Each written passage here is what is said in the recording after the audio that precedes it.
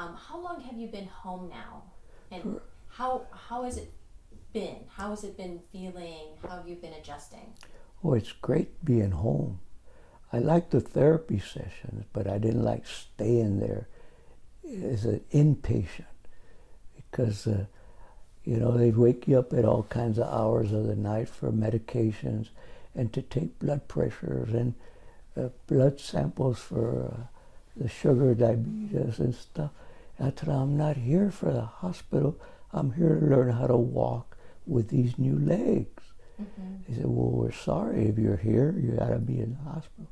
So when I got out of there, the nicest place, the great gymnasium, the nicest gym I've ever been in, but I didn't like staying there. So when they moved me to outpatient, where I am right now at Warm Springs, I don't have to stay there. My wife takes me, or if she's busy with the grandkids, then my daughter takes me and picks me up. I can come home, my own bed, my own shower, my own meals, my wife's meals. But it's tremendous difference between inpatient and outpatient. So it was a year ago when things happened to you. Last August. How it's a 180-degree change, right? Yes. Are you? What's your feeling inside? Obviously, I'm going to say that you feel blessed and grateful to be here with your wife and your family after everything that's happened. Yes. What's going through your head now being home after dealing with all of that? Well, obviously, I'm glad I'm here. But things have changed. I can't take out the garbage cans like I used to, or do my own yard. So things have changed. How does that affect you mentally? Has it? I'm sure it weighs on you that you are now a different husband, a different father, because of physically what's happened. Yeah, but mentally I'm okay because nothing has changed except that I can't walk with my own legs. But other than that, we're the same. We're the same folks. We've been married over 31 years. So nothing has changed other than my legs. I can't wear my cowboy boots anymore. I can't walk. I'm trying to walk with prosthetics. That's what they're teaching me. We go 3 times a week. And we go Mondays, Wednesdays, and Fridays. It's about an hour and a half. They're teaching me walking, which I already know. However, they want to teach me to walk without the walker. And they're teaching me balance. It's very difficult. I have no feelings whatsoever in my legs, except what they call a phantom pain. When I'm sleeping sometimes, my toes hurt. And I know I don't have toes. I don't have a foot. And then it switches to my heel. And I told my wife, babe, I need a Tylenol. She said, well, that's not going to help. Well, mentally, it might help me. It helps me go to sleep, even with the pain in my foot. So you've been doing the rehab of learning to walk for the past maybe 6 months, or? How much is it, babe? Oh, it's the schedule right there. We started. At least 6 months. At least 6 months. A little bit at a time. A little bit of exercising.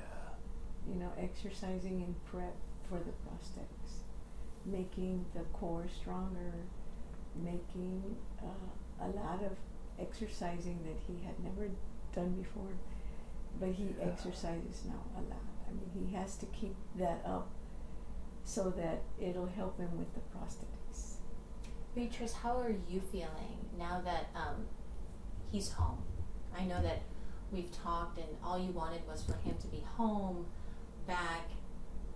How has life been different for you guys now? Well, life is very, very different. I know that the exercising for sure,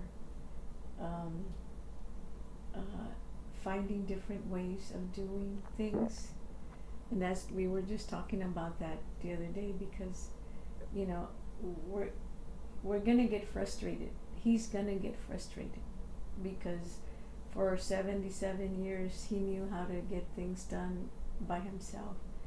But now I can tell that he does get frustrated with, well, I can't get to this item that I usually got, or I need to call for help, and I need, and you know, I don't want to be calling anybody to help me do something. And you know, it frustrates you because you can't do things the way you used to.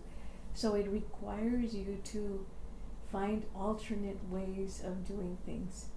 And sometimes the smallest thing would be to get that grabber and use it to get your own cap. Like he simple as getting his cap right there. Mm-hmm. Well, he can't grab that one unless someone is here to grab it for him, or resort to another one that's in the bedroom that he wants to use. Yeah, but I have that grabber there. I can get that hat now.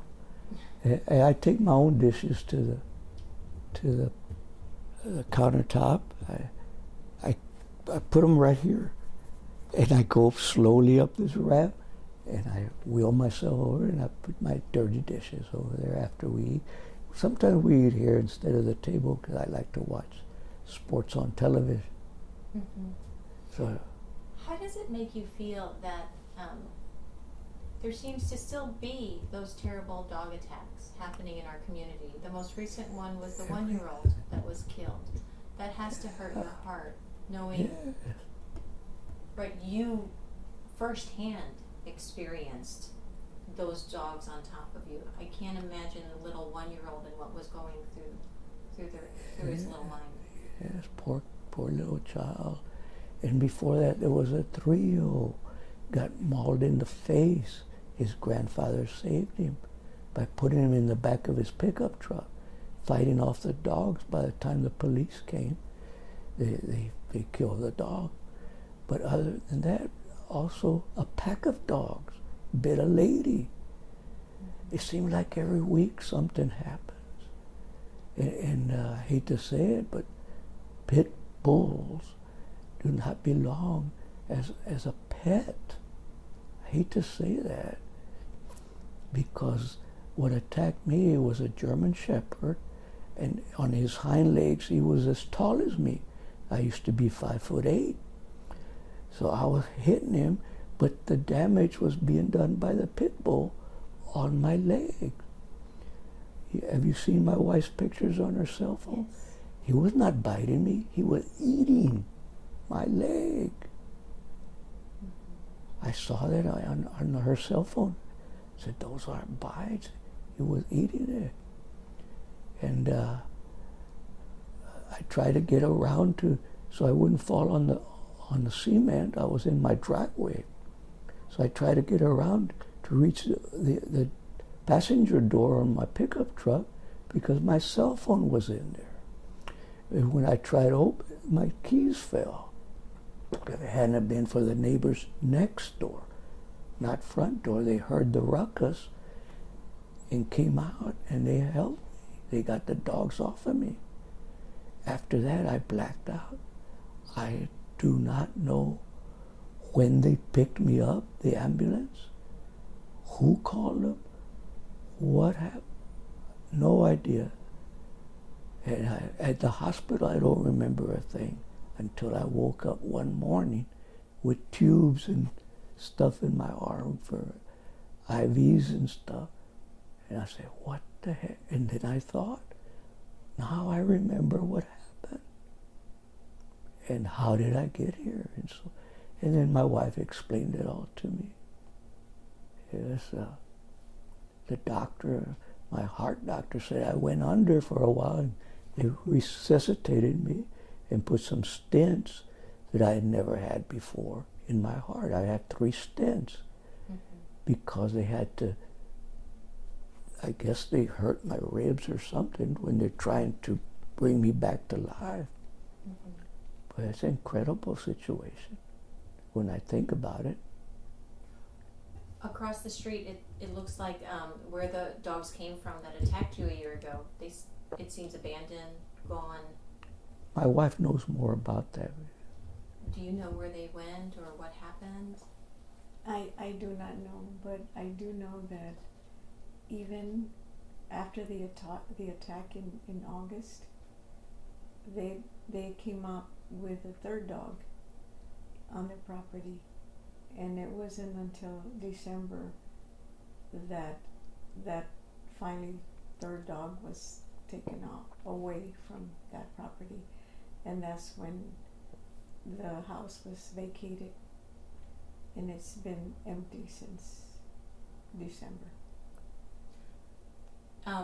You said you don't like to look in that direction. You don't like to. No. I want to finish my therapy. I'm going to walk with my walker, but I'm going to have my truck modified. We've already visited a place, but I'm waiting till next year. They'll put gasoline here and brakes here.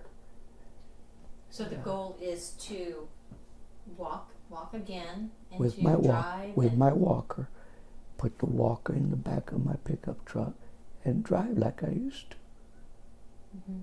I sold a Blazer that I had. It was an '83 Chevrolet Blazer, four-wheel drive, but it was a manual transmission on the floor, and you need a clutch. Mm-hmm. I'll never be able to drive it again, so I just sold it about 2 or 3 weeks ago. First listing, my daughter says she got so many phone calls for it. It's Well, a classic. It's a classic. Yeah. Because the new four-wheel drives, you have to push a button, it's all done. But this 1983, you got to get off and lock the front wheels, and then the four wheels start turning. Mm-hmm. And all it needed is a paint job because I don't have a carport. Right. So the guy looked at it, he says, I don't even need to drive it. He said, just let me hear the engine. And he heard the motor, and he says, I'll take it. Sounded good. I knew what I had, Mm-hmm. but I'll never drive it again because you need a clutch. But my new truck was not new, I bought it when I retired, but it's an automatic transmission, so that they'll modify it for me. What do you want to tell the community? We've gotten a lot of comments and viewers asking how you're doing. This is the first time they're going to hear from you and hear your voice and hear how you're doing. What do you want to say to them, the folks who've been following your story? Well, to the people that own the pit bulls, they should be out in the country somewhere where those dogs have room to roam. They're not pets, those types of dogs. They're not friendly pets, and if they're hungry, that's what they do. We could hear them whining at night. That means they were hungry. When we bought this house 30 years ago, or 31 years now, since we've been married, was when we bought the house. It was a beautiful couple, elderly, Helen and Robert. Mm-hmm. Hello, hey, how you doing? They didn't have pets, but when they passed away, their daughter inherited it, and that daughter lives out in the country with her husband. They had a nice, I'm guessing, farm-style living. They didn't want the house, so they gave it to their daughter. So it's the couple that when we bought it, it's their granddaughter that came there with her husband, mm-hmm. which I have never met, and I didn't even know. And I minded my own business. People, and then all of a sudden, I come home one evening and that happens to me. And I told my wife, and she said, well, those dogs were roaming the entire day. Mm-hmm. So there was calls made that they've been roaming. And we're talking about the little children, if it had been about 2 hours earlier, then when I got home, my daughter would have been home with the grandkids. And they would have got it instead of me 2 hours earlier. But luckily they were already home. But I do tell my husband, because he was out for so long. I mean, all those different hospital stays and stuff, all the different, going back and forth with the doctors, coming home, going back every day, and working with all the therapists, all the medical staff. And I mean, I even told him about, the reporters, and I told him, we can only be thankful, and just, we have received so much, so many blessings throughout that time. And I explained to him, how I was able to have that doorway opened up for him to be able to get to the bedroom. I told him about the blessings in that bathroom remodeling that give us that comfort when we get home. I mean, I told him about the people that have called us, the people that have prayed for us, the whole community, and just everywhere that we go, all the different medical staff are so helpful, even in finding like new primary providers, new specialists, just new doctors all over, because we've got new challenges. They have been so helpful, so accommodating, so it's been a huge blessing. But at the same time, we receive those blessings. I tell him the only thing that we can do is to give back to our community, is to make them aware of these just huge problems that there are out there, and to be vigilant, to be proactive, and to think about the well-being of their families, of their loved ones, because it can happen to anybody, as you've seen in the past year. It's horrible. And if you love someone dearly, be careful of what your surroundings are and where you go, because it can happen outside of your door. Thank you for saying that, because you both have really advocated shortly after the accident that happened with your husband, right? We got your counsel person involved. She said that she was going to do something, and I'm sure they're trying, but it seems because the attacks continue, it's not enough. Yeah. And that, I'm sure, weighs on you, because you probably think what's next or who's next. And right, to hear and watch these stories and to know firsthand what the person was feeling or going through, it's just got to, in your mind, really affect you. Yeah. Did you see a story where the dogs attacked their own owner? Did you see that story? Yeah. That's his pets. They attack the owner. It's incredible. Yeah. And so all we can do is just keep advocating, keep pushing, keep letting the public know, right, it's not okay that these dogs we don't know about are a threat to a lot of people in the community. Yes. Well, I appreciate your time. Thank you so much. Well, of course.